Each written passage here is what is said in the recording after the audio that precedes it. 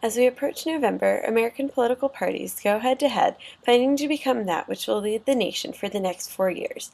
The Democratic Party is seeking to continue its power in the White House, with Barack Obama as the leader of the United States. With a platform based on the idea that it takes more than wealth to be entitled to rule, this party looks to the issues concerning the country today. Thus, I believe that the political party that presents the best options for the future of the United States of America is the Democratic Party because of their positions on homeland security, civil rights, and education.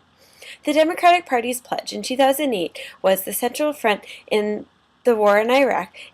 In the war on terror is not Iraq and never was. We will defeat al-Qaeda in Afghanistan and Pakistan, where those who actually attacked us on 9/11 reside and are resurgent. This is the party's mission, in part to increase the strength of the United States on the world stage. Homeland security includes defeating al-Qaeda, who possess biological, chemical, and nuclear weapons, any of which could wipe out our entire population.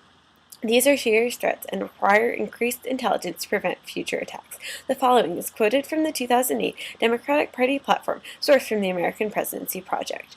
As we combat terrorism, we must not sacrifice the American values we are fighting to protect.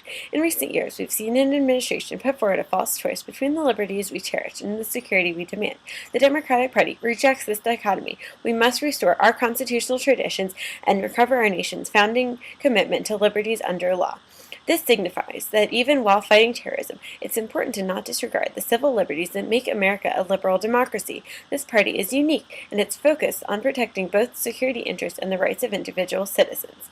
Similarly, civil rights are defined by Merriam-Webster's dictionary as the non-political rights of citizens, especially the rights of personal liberty guaranteed to United States citizens by the 13th and 14th Amendments to the Constitution and by acts of Congress.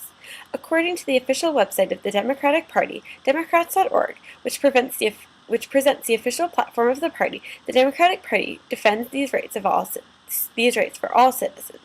In order to have a fair and equal nation, the rights and interests of all people must be respected.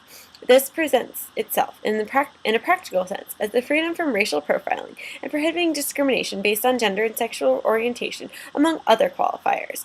All of this will play a part in creating a more free nation. In the future, we need equality and freedom from oppression to create progress. Finally, education is important because it is the way in which we will train the next generation of American citizens.